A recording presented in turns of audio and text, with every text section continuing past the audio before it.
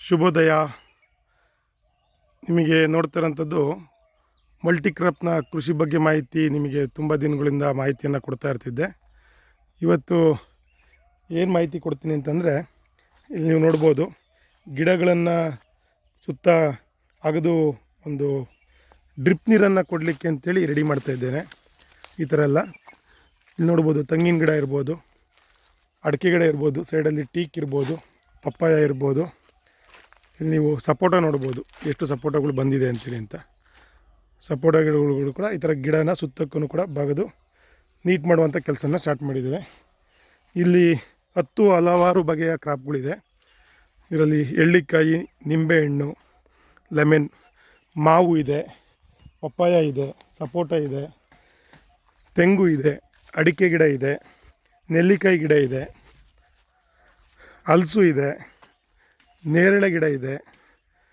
ಹೀಗೆ ಹಲವಾರು ಬಗೆಯ ಗಿಡಗಳು ಇದೆ. ಅದನ್ನು ಈಗ ಕ್ಲೀನ್ ಮಾಡಿಸಿ ನೀವು ನೋಡ್ಬೋದು. ಈಗ ಮಾವು ಈ ವರ್ಷದ ಇದು ಬಂದಿದೆ, ಅಂದರೆ ಮೊಗ್ಗು ಬಂದಿದೆ. ಈ ವರ್ಷದ ಫಸಲು ಬಿಡುವಂತಹ ಇದು. ಈಗ ಇದಕ್ಕೆ ನೀರು ಕೊಟ್ಟು ಇನ್ನೂ ಹೆಚ್ಚಿನಂಥದ್ದು ಬರ್ತದೆ.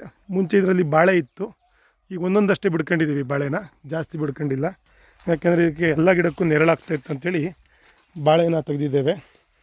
ಈ ಗಿಡಗಳಿಗೆ ಡ್ರಿಪ್ ಪೈಪನ್ನು ಎಳೆಯೋಂಥ ಕೆಲಸನ ಸ್ಟಾರ್ಟ್ ಮಾಡಿದ್ದೇವೆ. ಈಗೆಲ್ಲ ಕ್ಲೀನ್ ಮಾಡಿಸಿರುವ ಜಾಗಕ್ಕೆ ನೀವು ನೋಡ್ಬೋದು. ಇಲ್ಲಿ ಈ ಡ್ರಿಪ್ ಪೈಪ್ಗಳಲ್ಲಿ ಯಾಕೆ ಮಾಡಬೇಕಂತಂದರೆ, ನೋಡಿ, ಇದು ಸಪೋಟ ಗಿಡ ಇಲ್ಲಿಗೆ ಮಾತ್ರ ನೀರು ಬೀಳ್ತದೆ, ಇದು ಪಪ್ಪಾಯ ಇಲ್ಲಿ ಮಾತ್ರ ನೀರು ಬೀಳ್ತದೆ.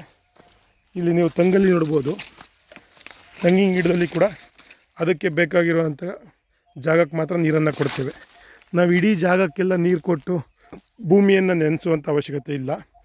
ನಾವೇನು ಗಿಡನ ಕುಪ್ಕಿ ಕೆಲಸ ಮಾಡಿದ್ದೇವೆ, ಸುತ್ತಕ್ಕೆಲ್ಲ ಅಗದು ಒಂದು ಅರ್ತೆ ಮಾಡುವಂಥ ಕೆಲಸ ಮಾಡಿದ್ದೇವೆ.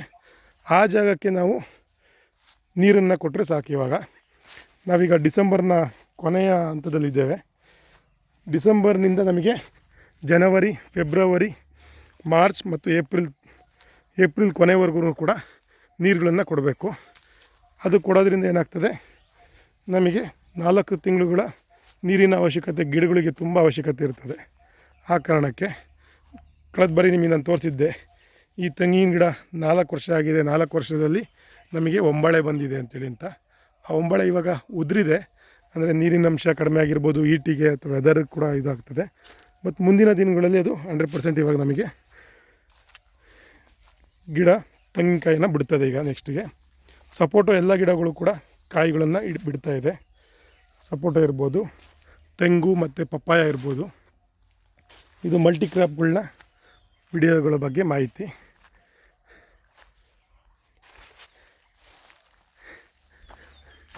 ಇಲ್ಲಿ ಇಬ್ಬನಿ ಕೂಡ ಇದ್ದಾಳೆ, ಇಬ್ಬನಿ ಕೂಡ ನೋಡ್ತಾ ಇದ್ದಾಳೆ ವಿಡಿಯೋನ.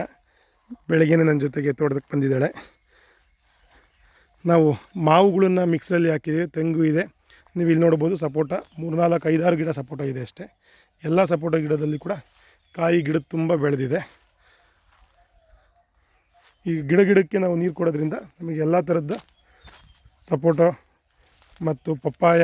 ನಾನು ಇದಕ್ಕೆ ಸ್ವಲ್ಪ ಈಗ ಈ ವರ್ಷ ಈ ಸೈಡಿಗೆ ಏನಿದೆ ಅಂದರೆ ಪೈನಾಪಲ್ ಗಿಡಗಳನ್ನು ಹಾಕುವಂಥ ಕೆಲಸಗಳನ್ನು ಮಾಡಬೇಕಂತ ಅಂದ್ಕೊಂಡಿದ್ದೀನಿ. ಇನ್ನೂ 2-3 ಥರದ ಹಣ್ಣಿನ ಗಿಡಗಳನ್ನು ಹಾಕುವಂಥ ಕೆಲಸಗಳನ್ನು ಮಾಡಬೇಕಂತ ಅಂದ್ಕೊಂಡಿದ್ದೀನಿ. ಇದು ಮಲ್ಟಿಕ್ರಾಪ್ ಕೃಷಿ ಬಗ್ಗೆ ಮಾಹಿತಿ.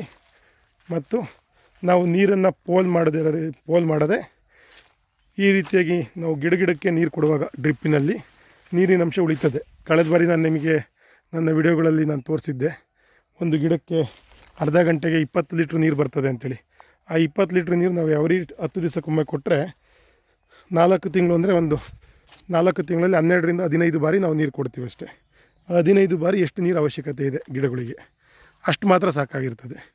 ಈ ಪೂರ್ತಿ ಎಲ್ಲ ಜಾಗಕ್ಕೂ ನಾನು ನೀರನ್ನು ಹೊಡೆದು ಇಲ್ಲೆಲ್ಲ ಹಳನ ಬೆಳೆಸ್ಕೊಂಡು ಅದನ್ನು ಕ್ಲೀನ್ ಮಾಡೋಕ್ಕಾಗದೆ ಬಿಡ್ಕೊಳೋದಕ್ಕಿಂತ ನಮಗೆ ಏನು ಇಲ್ಲಿ ಗಿಡಗಳಿಗೆ ನೀರಿನ ಅವಶ್ಯಕತೆ ಇದೆ ಅಲ್ಲಿಗೆ ಮಾತ್ರ ನಾವು ನೀರನ್ನು ಕೊಟ್ಟರೆ ನಮಗೆ ತುಂಬ ಅನುಕೂಲ ಆಗುತ್ತೆ.